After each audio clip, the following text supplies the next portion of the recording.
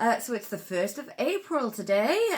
Chris and Ellie here again. Hello. So that makes it day 12 of lockdown. But I had my first day of freedom because I have officially come out of my 7 days of isolation. So I got to go to the shop today. It is sad how exciting that was. Wow, I'm quite jealous. I didn't get to go. Yeah, it was quite weird. Well, I sort of when I took Lucy out for a walk, and noticed, because I'd been avoiding the dog walks as well, which I didn't actually have to. I'd just been staying in, just to be on the safe side. So I actually had not left the house other than to go to the garden for a whole week. And I noticed. So I went out quite late. It was about sort of 7:30, I think, when I went out. But it was still light, and I noticed that sort of you could really hear the bird song a lot more than normal, and there was much less traffic sound than normal. So that was quite nice. A little bit strange and a little bit eerie, because it was sort of should have been quite a busy time. So I took her for a run around at a nearby field, and then took the long way around and came back up along the main road. And the main road, that's a busy road. It's sort of a dual carriageway and is usually very busy, and particularly at that sort of time of night, you'd expect it to have a lot of traffic. And there were big chunks of time where there were no cars in sight whatsoever, and that was a bit strange. Little bit unnerving, but actually sort of overall kind of nice, I think. Like, I didn't hate it. So then I brought Lucy back in, and I thought, well, while I've got the momentum and I've got my coat on, etc., and I'm wearing real people clothes, I popped straight to the shop, and I have forgotten how to people. It was nice being somewhere different, and sort of there weren't many people there. I think I was the only customer when I arrived, and one other person came in while I was in there. It was quite well stocked, actually. I was quite surprised, and the fresh section was a little bit grim, but there was plenty there if you were stuck, so that's good to know. But yeah, I sort of I knew that we had to keep our distance from people, but I sort of forgot that I was still allowed to talk. So when I'm standing at the checkout and I'm putting my stuff on, and I'm sort of going like, what is it? Oh, I can actually just ask, is it okay to put these here? So yeah, I have already in a very short space of time forgotten how to do basic normal human interactions. So that's fun. That took less time than I expected. But yeah, so it was nice to be out, and I only went to the one shop because I basically knew I would have too much to carry if I went to both. So I've got the other shop to do tomorrow, so I can just basically, I'm saving it up on my little trips out. But yeah, it was quite nice to get out, blow the cobwebs, feel a little bit more in reality. Saw a really nice thing when I was walking along. Some kids have been playing in the street, and they've been sort of playing with chalk on the pavement. And they had done a massive bit of writing that went on for a while, and I couldn't tell what it said to begin with as I was walking up to it. And then I realised they'd done a huge, probably a good 25 feet long, "We are all in this together," and then #wash your hands, which was quite sweet. I thought that was quite nice. It was kind of like, we're all in this together, which is a message that sort of we are, and that's quite nice, because they must have been working on that in teams, haven't they? Throughout the night, they've been going and knocking on each other's doors, all gathering up in big gangs and going out and writing on the streets. So. Well, I don't know who did it, but hopefully they were following all the rules, because they at least were paying attention to the washing the hands thing. But it was nice. It was quite nice to see, because sort of obviously you're not necessarily seeing people out and about as much, but they'd been. I hope it was a man in his 40s or something, and you've gone. Some kids have done something. I worked really hard on that. That's my best bit of handwriting that I did. Well, whoever did it, it's still wholesome, although I would worry if it wasn't kids, because who has coloured chalk? But anyway, so that was quite nice. You have coloured chalk. I don't have coloured chalk. For colouring your hair. Oh, that's hair chalk. That's not for... Coloured chalk. It is hair chalk. That's not the same thing. You wouldn't... Very quick to judge, and yet... Who has coloured chalk? Was it you that did the "We are all in this together"? Is that what this is about? Oh, I wish I had that much creative drive right there. Well, speaking of creative drive, what have you been at? Well, we've been up to lots of things today, but you've been up to something creative today. How'd that go? Up to a point. I did a sort of virtual comedy open mic night, trying out new material. I've not been particularly interested up to now in trying to stream live comedy. Good luck to those who are giving that a go, but it doesn't really appeal to me, trying to perform or stream from my house with no audience and things. just feels like there's something missing. But this was a new material night, and it was just some other comedians testing stuff out using Zoom, and yeah, it was weird. It was a bit weird because I actually came sort of back from walking the dog about halfway through, so I hadn't sort of seen how it's set up. I was just sort of overhearing. And it did sort of sound like lots of short sets, so there seemed to be quite a few of you, which on a new material night you'd normally have you'd have a few fewer slots. There seemed quite a lot of you. Yeah, well, with this particular night, they tend to try and get as many people on as possible, doing short sets rather than... Oh, right, but yeah, it's sort of, it sounded quite lively, to be honest, because I sort of gathered that they had some people who were just watching, some people there who were comedians, and you were either choosing to have yourself muted or not muted if you were in the audience. So there could have been lots of people laughing that you couldn't hear because they were muted. Let's hope so. But it is a bit of a strange thing, isn't it? Because so much of it, when you're performing live, is feeding back off the audience and the energy and the laughs. It's kind of weird if you're getting a slight delay and the laughs are coming through a speaker. Yeah, and you go, do I pause for a laugh, or is there a lag here, or what's going on? It's hard to get your timing where you like it. Yeah, but I guess it's a transferable skill. It's not much different to like if you were recording something to camera without an audience and then you've got the audience later. So see if I think maybe like exploring things like that. So maybe not just doing like whole sets and stuff, but maybe keep your toe in the water and keep your sort of stand-up muscles flexing. Yeah, we'll see. We'll find out. But yeah, I don't know. How did you find doing it though? Weird. Yeah, weird. Not altogether unpleasant, but you're not selling it. I'm not. No, well, I wouldn't necessarily recommend it. It didn't sound like yeah. I think you're always quite a tough critic on yourself, but it didn't sound like it was a bad gig. First time I've watched you perform whilst I've been wearing my pajamas, and I stopped halfway through to feed the dog. That was odd, but not unenjoyable. I want to come to more of your gigs in my pajamas. But yeah, I never tried to stop you from doing that. No, but like general social convention would. Yeah, but all that's gone to the wall now. Exactly. We don't. Normal rules don't apply anymore in any way, shape, we or form. don't play by society's rules. We play by society's new rules, and we're sticking to those quite strictly. So yes, we are being very good. Actually, very good, well behaved. So sort of general observations and stuff. I guess I will do a little bit of real world stuff, but not a lot today. I didn't bother watching the press conference today, so I don't know what's happened. I haven't paid any attention to the real world. I did do what I always do though, which is sort of keep an eye on the stats. So if anyone is trying to avoid the stats as usual, skip ahead a couple of seconds because it's grim. It's grim today. Yesterday I said it was grim because it had shot up to 380 odd deaths overnight, and that's sort of a couple of days after it had just broken the 200 mark. Well, 563 today, so that is up quite significantly just from yesterday. Another thing that is a bit grim on that front is I'd said yesterday that it was looking a bit better for the Aneurin Bevan Health Board, which has been weirdly active in the Wales front. We've had a few days consistently, 2 or 3 days, where the new cases has gone down, and actually yesterday there was only, I think, either late 20s or possibly 13 new cases, which was much down on last week. Unfortunately, 91 new cases today, so back in the leading forefront of the Welsh new cases of COVID figures, so that's good.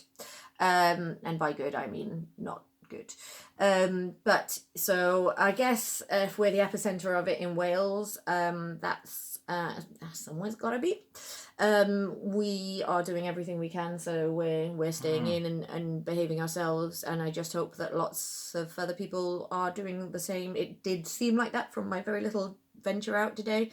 Again, sort of coming in from that, so I'm going to go away from the grim stuff now, but yeah, coming in from that and getting changed back into my PJs, but still putting my face on. I'm using the excuse of I'm putting my face on because I'm going to be talking to you, but actually I think it's just a comfort thing now. I quite like the ritual of putting my face on. It just sort of feels a bit more like still part of the world and sort of giving a damn about my appearance and things, which it would be very easy not to. I can't promise I'm going to do it every day. I'm finding it's very easy not to. I think sort of my attempts at facial hair are just about showing up on camera now. Yes, you look quite dark there. I look like I've got something on my face. It doesn't necessarily look like something that's been You put still there look very deliberately. fresh faced too, but I can see you've got hair there, but it's just not It could showing just up on camera. It might just as well be some food that's smelling around my face at this point. But we'll see if we'll see what happens. We'll see if that thickens that. Yeah, I'm not entirely sure how I feel about you letting it just go like patchy and just like unkempt entirely. Like, you might not care, but I'm the one who has to look at you. I'm giving the people what they want. Is that what they want? Have you checked by with them? What they want, I mean what they've never asked for. And no one would. No. But that's okay, isn't it? I will tolerate it, but I don't love it.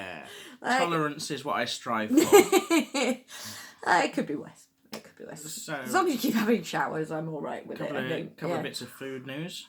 Food news. Well, I got to buy some, so that was good. That was good. And I did make my seitan, which I've been telling myself I was going to. Yes. Yeah. What else did we? We didn't. I made a chili.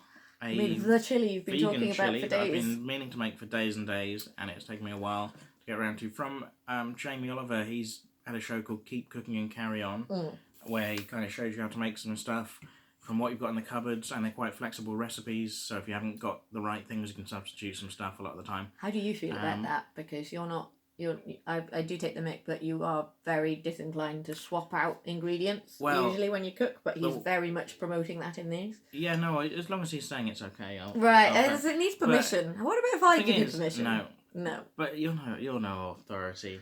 I did cook make finely. a substitution because I don't like peppers, so I didn't put peppers in, which I would have done anyway. That is a change I will make to a recipe. Yeah, I'll happily leave peppers out. Yeah, he really hates peppers, Peppers which are bullshit. right, it's fine that you don't like them, but they're not like that. There isn't anything that sort of. They're not a very strong flavour or it's not.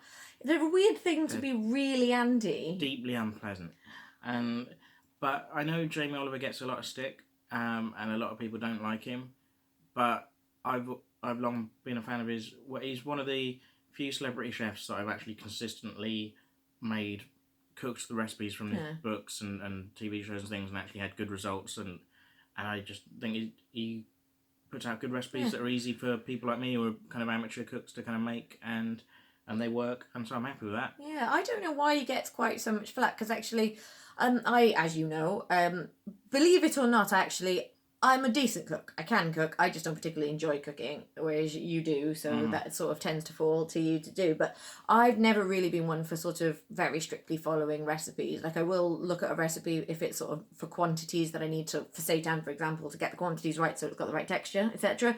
But then I'll be very free for all with what I put in it to flavour it, etc. But, so I don't really follow celebrity chefs and make their recipes particularly, other than to sort of watch for a vague idea of what flavours work. But I've always quite liked Jamie Oliver. I think he gets a lot of unfair stick. I think I think his heart's in the right place, and I think he's got good ideas. And I think he suffered from being one of those people who was just everywhere for a while and kind of unavoidable. And if you take against someone, then you're gonna... I think he got people's backs up with the the healthy school dinners thing, but I don't really understand what it would be about that would get your back up. Well, people don't like being told how to raise their children. Well, I know, but actually that wasn't even criticising like, how you were raising your children. die. That was criticising what they're eating in school, which isn't your choice. Well, the people who were then going to the school gates and sneaking McDonald's through the school gates, have a long hard look at yourself, right? Because this is you can feed them whatever you like at home, but wouldn't it be nice to know that they're getting something healthy at school? Those people have no time for self-reflection. Well, they're far too busy. But a lot of people getting on the bandwagon of hating on them for children. that. Slowly killing themselves and their children. That's grim. That's pretty grim. But no McDonald's now. So what are they going to do now? I bet they wish they'd paid attention to the cooking lessons now. Because, McDonald's is shut. Subway is shut. Quite a lot of... Because although there are some takeaway chains and things that are still open, McDonald's announced a few days ago, actually, that it was just closing all of its UK stores. I don't know if that's true of absolutely all of them, because I think possibly one or two of the ones that service stations and things might still be open, but I think basically all of the high street ones are all shut. The drive-thrus might still be open as well, I'm not sure. But yeah, basically they've closed everything. And so yeah, if you're relying entirely on McDonald's, you're screwed right now. So maybe learn how to make a chili and make it. It was really tasty. Yeah, what's the okay? Yeah, it was really good. Yeah, it was nice and filling as well. But yeah, it was really tasty. The one thing we had some leftover vegan, so oat-based creme fraiche, and we've run out of that now. So for the second few portions, Yeah, we because you're supposed to put sour cream or creme fraiche or something in there, and we don't have any vegan equivalent to that anymore. So yeah, that's going to be one of those things that I have to go to the big supermarket for, and I can't do that safely because I don't drive. So I would have to be breaking somebody else's social distancing rules in order to get a lift to the supermarket. So either I'll have to just put in some requests with someone, or I'm just gonna have to go very boring vegan food and not have any of my little vegan treats for the foreseeable. But the next portion of chili should taste nice, but it might be a bit spicy. That's right. Right. Cool. Maybe have it with some carby stuff to sort of absorb a little bit extra, so bread or rice or something. And I've got other food information. Do you? Yeah, it's not really, I wouldn't class it as food news, but it's food-based. Food-based stuff to say. My friend Paul has long been on Twitter. Oh God, you are absolutely obsessing over Paul's food feed. Yeah, well he's I'm going to have a word. He has long... Listen, if I had a choice of who I could self-isolate with... You've already said this, I'm know. Not sure he's number 2. Now, because basically... I was top of the list last time you mentioned that. Have I know, got but downgraded? You keep talking over me while I'm trying to talk about his Twitter. And Paul has long been a fan of good food. I've known that about him, and he would often post on his Twitter, on his Instagram, photos of food that he has had at various restaurants and posh eateries, and I've long been jealous of that. But I have not known up until now how good a chef he is in his own right, and he's putting pictures of his own cooking on Twitter at the moment. And if you're a fan of food porn, like I am, then look at, it's at, how would you pronounce that? Plumbum? Plumbum, I'm guessing, but it's yeah. At PLWM, and just, I mean, there are short ribs, and there are sticky chicken, Korean barbecue chicken, there's all sorts of things. It looks incredible. And his husband James has also made a packet trifle, so he's doing his bit as well. But yeah, I am the James in the Paul and James, aren't I? Yeah. But my cooking isn't anywhere near as good as Paul's. Jesus. But yeah, check it out. It's really good. Really good food. Okay, cool. Yeah. All right. So that's not food news, but that's food tips, I guess. Yeah. So a couple of other things that to mention to you. Guess who did eventually watch The Room? Oh. Yes. What did you think? What did you think of The Room? There are not enough words to go into what I thought about The Room, but I didn't realise that I thought you liked me, and then you've been really, really looking forward to me watching this, and I can only assume, therefore, that there is some sort of deep-seated, quietly subdued hatred of me that you would inflict such a nightmarishly awful piece of... I can't even say it's a film. It is absolutely the worst piece of cinema ever made by a long shot. It was, oh my God. I'm going to have flashbacks. It was so bad. I won't say to you, oh, it's so terrible, it's worth watching. I sort of kept watching out of horrified fascination, but I hated it and I was angry with it. I was offended that anybody involved in it had stayed involved in it, because surely at some point they must have known. Well, one of the actors did quit halfway through. Good! And then, he was probably the better actor. And then he was replaced by another actor, and it was never addressed. Never addressed. Through the film, and they didn't even really make much of an effort to make him look similar, because the first actor had been wearing, glasses. Had shorter hair, wearing glasses, replaced the character with a much more casually dressed, shaggier haired, no glasses, but thankfully they call everyone by name every 3 seconds in this film, in case you haven't been paying attention. So it was just, hi Peter, hi Mark, oh hi, it's, oh my God. I kept saying throughout watching the whole thing, this is like it was written by someone who's never seen a film before, But I actually realised it's written by somebody who doesn't seem to have ever met people before. Nobody in the world has ever had conversations that run like any of these conversations. And it was also, like, incidental to all this, it was some of the most ridiculously misogynistic incel bullshit I have ever seen in my life.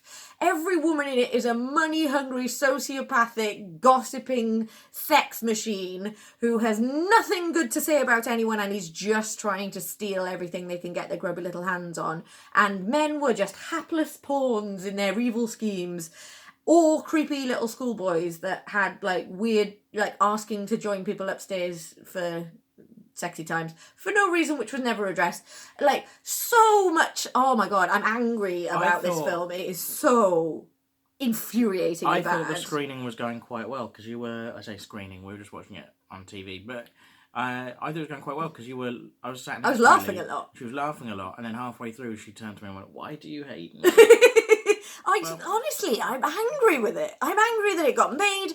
I'm angry that people like you have told me to watch it. People whose opinions I trust have told me to watch this film. Yeah, but and now, why do you all hate me? Now we've watched it. We can watch The Disaster Artist, which is the film that's the making of. Right. Well, the film I am starring looking James forward to Franco, seeing and that's gonna be the really good. Disaster Artist, and I'm hoping that will make That's going to be genuinely entertaining. having sat through such a travesty.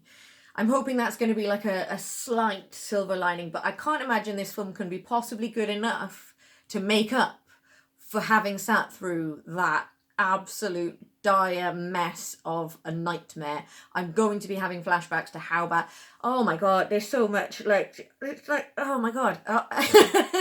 I'm in disbelief. And I'm not going to say, go watch it, because I think it's some evil thing. It's like watching the video in The Ring, where you've got to kind of pass it on so that you don't have the horror of your inevitable demise at you. So, like, people who have watched it and hated it encourage other people to watch it under the guise of, oh, it's so terrible, it's hilarious.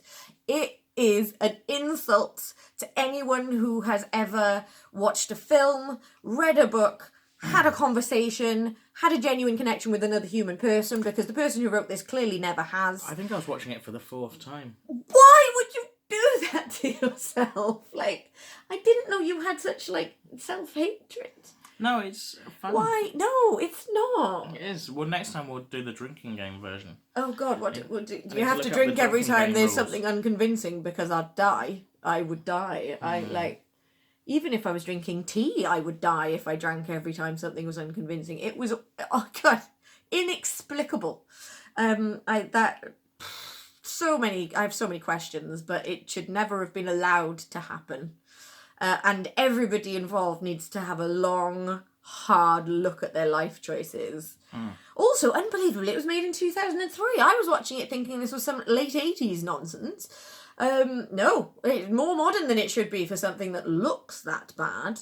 Oh god, honestly, I could just wax... Well, it's not even waxing lyrical because that suggests some level of positivity, but this was an absolute travesty, and for anybody who has encouraged anybody to watch it, shame on you. Shame on you. No, don't ever... This needs to die. Nobody else needs to be... This doesn't need to be inflicted on anyone. Or just watch it loads and then watch The Disaster Artist as well. I tell you what, I will watch The Disaster Artist quite happily now because it can't be as bad as The Room, and it sounds like it might be good.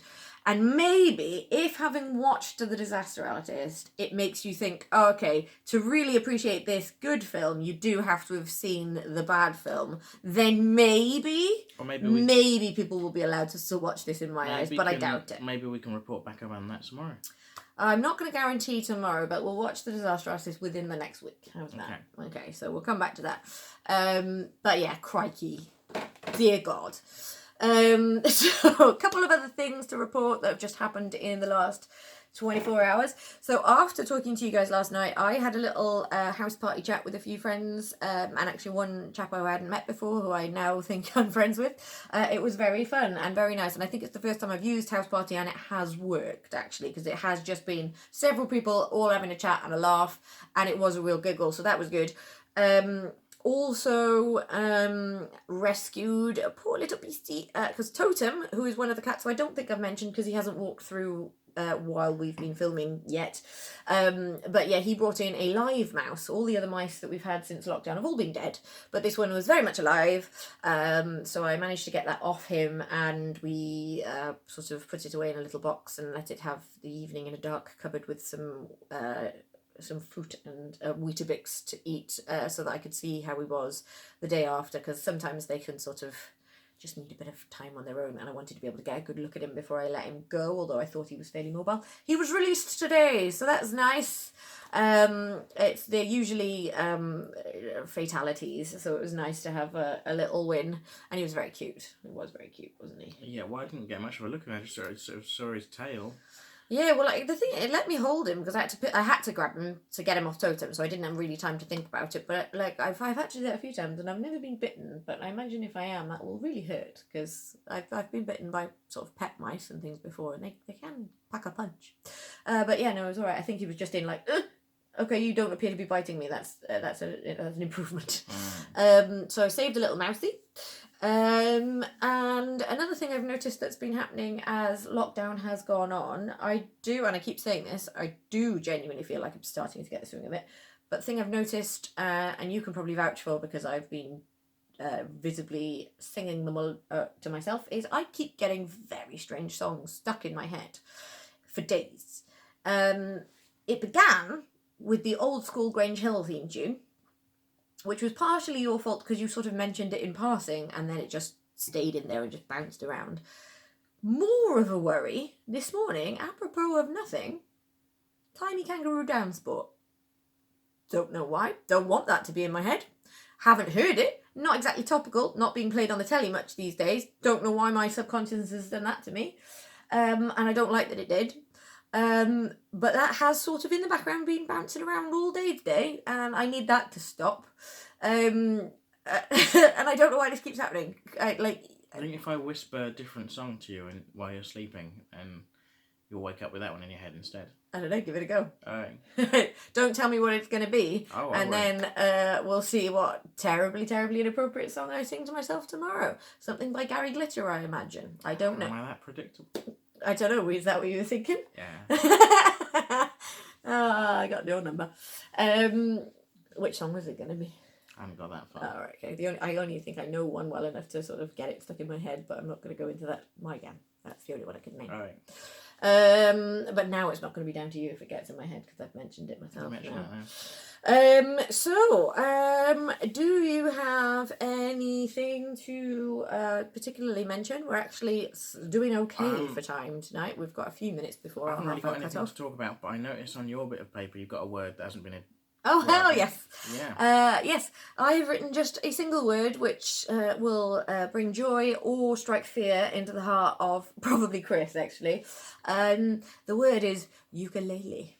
And the reason I've written the word ukulele is I have a ukulele, and a couple of years ago I started using Musician to learn how to play it, and it was coming along quite well, and then I think I got busy with work and stuff and I sort of stopped practicing daily, and then it's all sort of disappeared by the wayside.